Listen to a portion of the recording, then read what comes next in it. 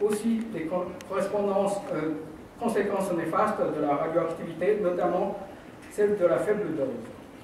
En 1957, Choriki, le futur ministre de l'Agence des sciences et technologies, sous le gouvernement Kishi, a voulu réussir à faire une campagne pour Atom for Peace en organisant des expositions grandioses, même à Hiroshima, pour approuver la nouvelle technologie en présentant cette science comme la locomotive de développement social pour le bonheur de l'humanité. La majorité des Japonais ont été bernés par ce slogan. Ils ont accepté le nucléaire civil comme un progrès scientifique.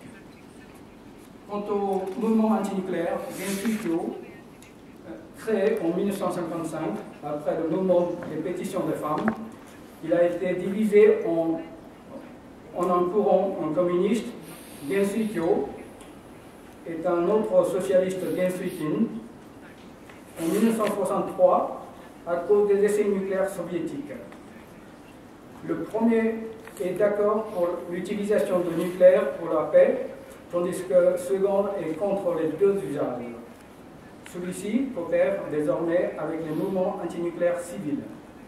Cette division a beaucoup affaibli le mouvement antinucléaire qui a perdu sa vision globale. Le mouvement antinucléaire civil est resté actif localement dans les régions où étaient programmées des constructions des centrales.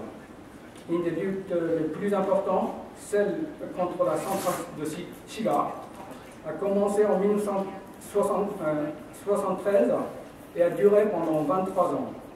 C'est la même chose à Kaminoseki. La lutte a été soutenue par les pêcheurs d'Iwajima, l'île en face de site, dans la mer intérieure Setonaikai, qui dure encore aujourd'hui. Tous les mouvements contre la centrale nucléaire ont été facilement écrasés, puisqu'ils étaient isolés, d'autant que les communes concernées ont été subventionnées massivement par les compagnies électronucléaires. Au moment de l'accident de Tchernobyl, en 1986, le projet de Rokasho, en 1993, les mouvements antinucléaires ont connu une petite période d'effervescence, mais